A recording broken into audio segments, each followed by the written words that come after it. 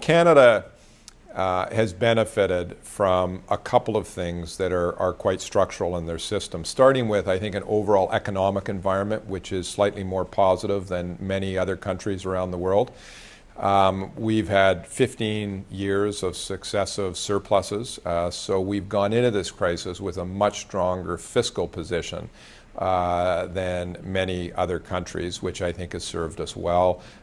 Most of our entitlement programs, whether it's health care, Social Security, are fully funded. So I think the foundation in Canada has been quite strong. With respect to the banking system specifically, I think one of the biggest benefits that we have had is our residential mortgage market, which is obviously a large percentage of our assets and a large percentage of assets of banks in the United States and other parts of the world, has been a very strong asset class where it's been a source of weaknesses in markets like the United States. The reason for that is because most mortgages in Canada stay on the balance sheets of the banks. Mortgage interest is not tax deductible. There's a much more conservative loan-to-value ratio applied to lending in the mortgage market. High-ratio mortgages are actually government insured through a program with the CMHC, which is the Canadian Mortgage and Housing Corporation. So you've got a very different structural difference in the residential real estate market, which has been a source of problems to many systems around the world.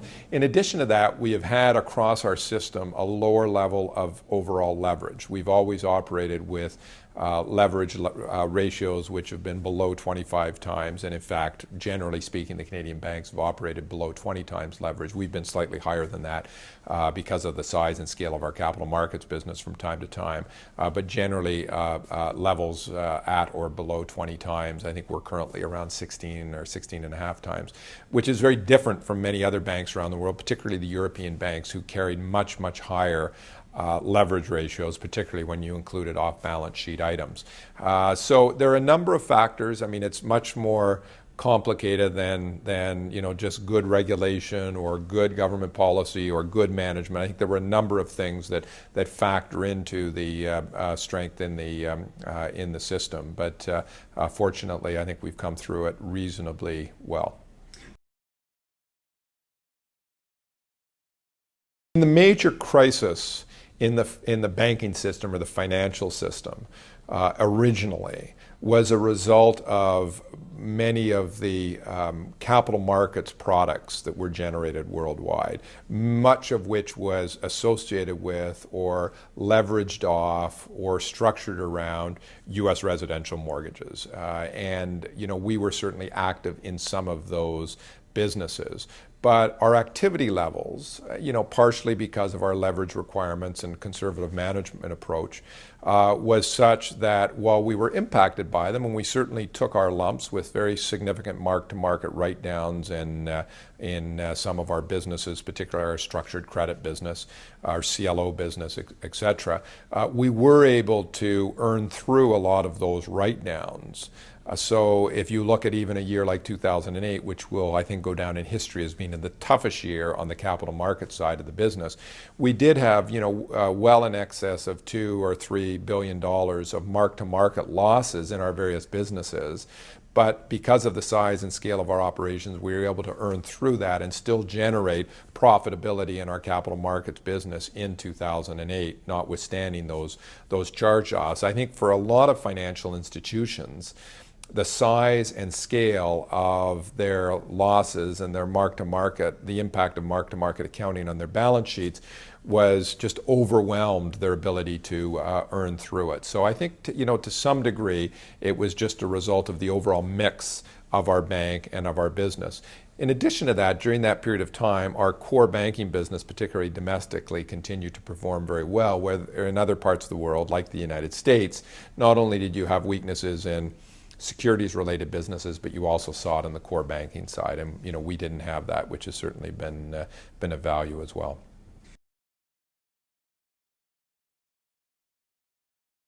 The caution is certainly something that pays dividends in an environment like today. I mean, there's no question we today are most investors would view us to be overcapitalized, and we think that's a good thing in today's environment.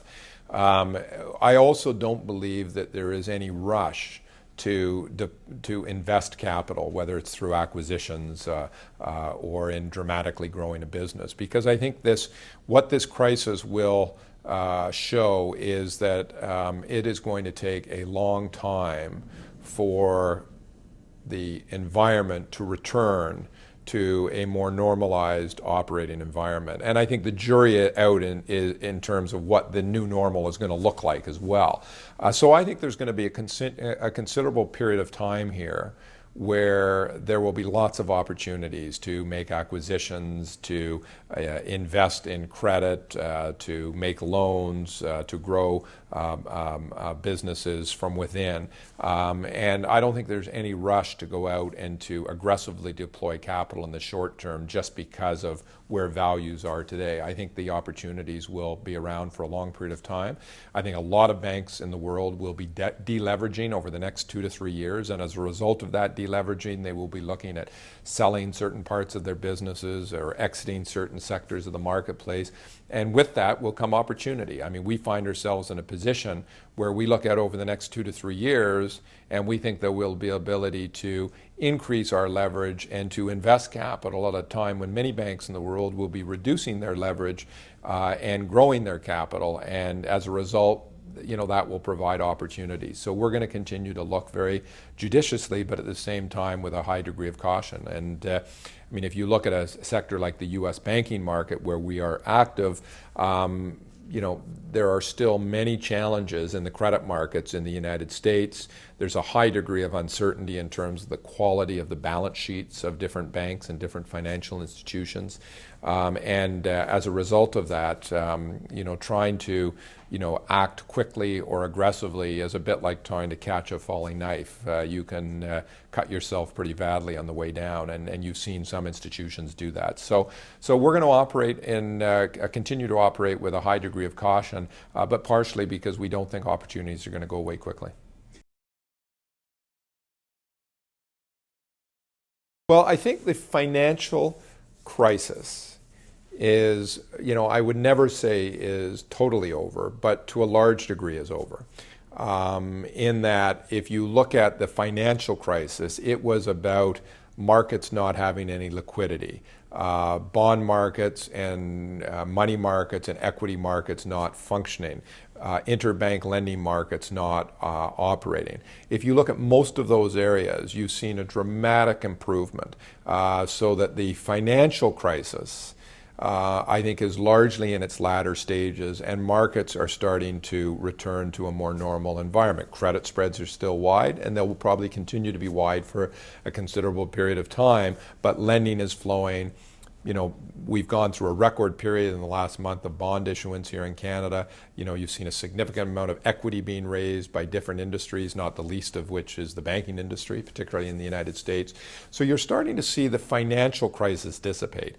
Unfortunately, the economic crisis is still, in its, whether it's in the middle innings or the early innings or the later innings, I'll let the economists debate that, but there's no question we're still operating in a very difficult economic environment, and that's not going to go away quickly. And banks still have to manage through this very challenged economic environment. You've seen an increase in loan losses around the world. You've seen credit deterioration around the world, but that's not so much.